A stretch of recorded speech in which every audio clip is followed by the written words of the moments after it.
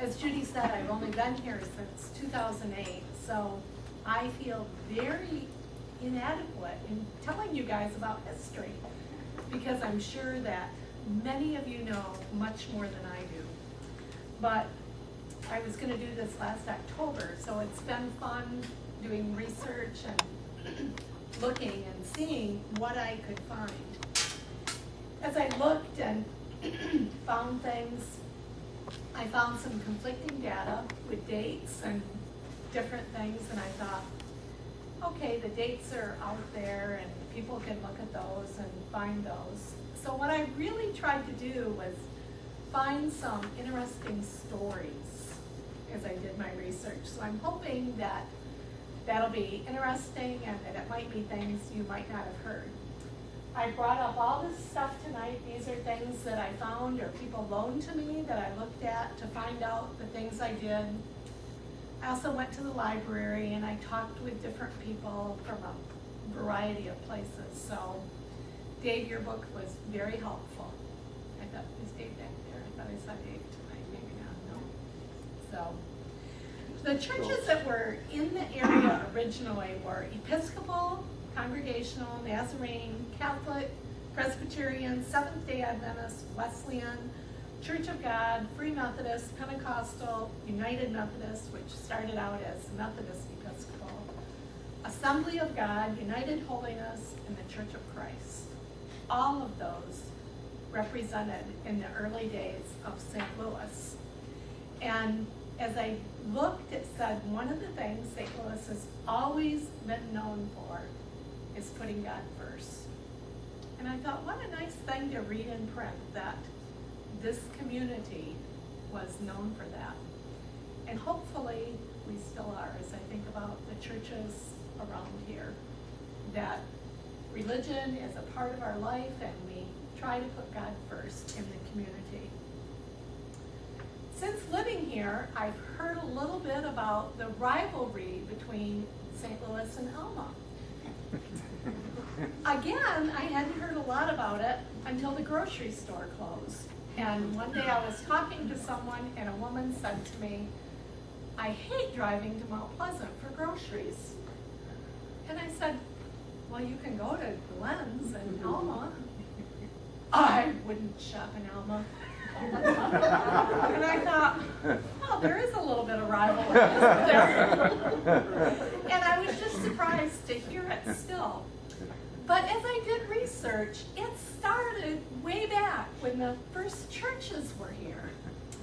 And the Presbyterians had a church in North Star, and they wanted to build in northern Gratiot County. And there was this huge dispute over whether it would be in Alma or St. Louis. And they were feuding about it. So they built it, the first Presbyterian church, between the two cities. And the quote that I read said, they dedicated their building in 1968 in that swamp way out of town. It was located on the river. But they had been fighting about which town to put it in. And so eventually they put it between the two towns so that the argument would be over. So the feud goes way back, or the rivalry, clear back to one of the first churches.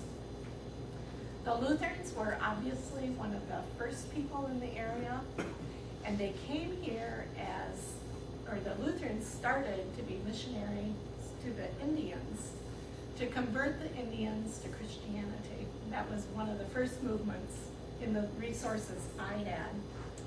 Again, it was a story that interested me about this. The first pastor that came from for the Lutheran Church from Germany came with two things: a Bible and a gun. Can you imagine if your pastor walked in today and be introduced to you with a Bible and a gun? But that's what the first pastor came with. And eventually that mission was terminated because the Indians were given land up on the reservation, and it said there was some mistrust between the Indians and the Lutherans now, and so the mission just kind of faded out. And the only part of that mission which remains is the cemetery up on Riverside Drive. Another interesting story that I found, speaking of the cemetery and the Indian mission, is everybody buried there is from that mission and were Indian, except for the pastor's wife, who died when they were serving the mission, and she died during childbirth. And they agreed they wanted her in that cemetery. So she's the only non-Indian buried there. And that cemetery is still up there, and that was one of the things I checked out when I first moved here, because it interested me that we had this old cemetery up there.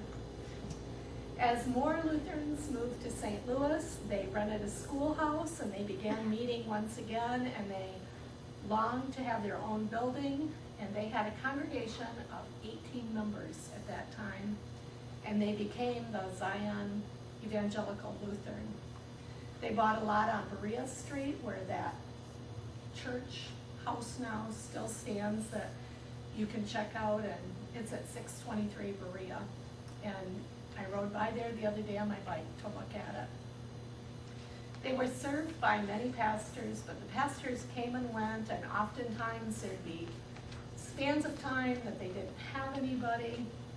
And in 1912, they merged with Clare to form their church. And I thought, wow, that was a drive to combine those two congregations. And then they built or bought the property right over here on Tyrell, where the church is still standing today.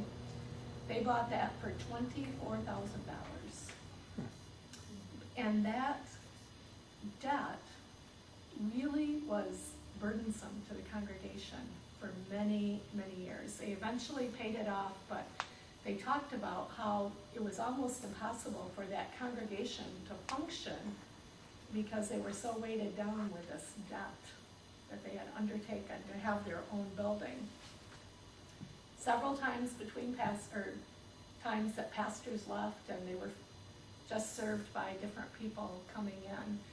And it sounded like maybe when the one who was there when they bought, maybe there was some issues with, he had convinced them to do it or something. It was hard to find information on that. And maybe some of you know that story and can help us. The Methodist Episcopal began between Alma and St. Louis as well. And then that church eventually split, and some went to St. Louis and some went to Alma. And when they came to St. Louis, they only had about 12 members. So to think about starting a church with 12 members, I think what kind of faith they had to have. And we in the United Methodist Church, which is what we are now, complain about 2 and 3 point charges. But I want you to hear what their charge was back then.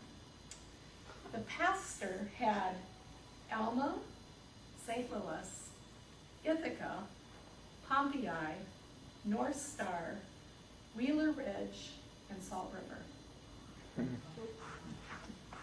Imagine that. All those congregations that the pastor was responsible for.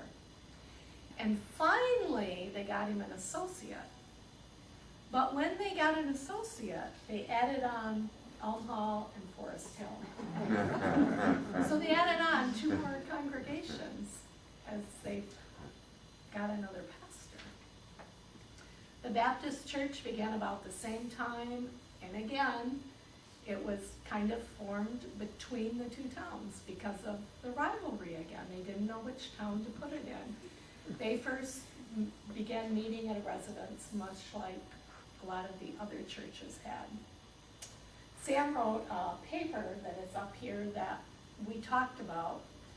I wish Sam could have been here because we met and we talked for about 3 hours about which parts each one of us would talk about. And Sam had lots of wonderful history.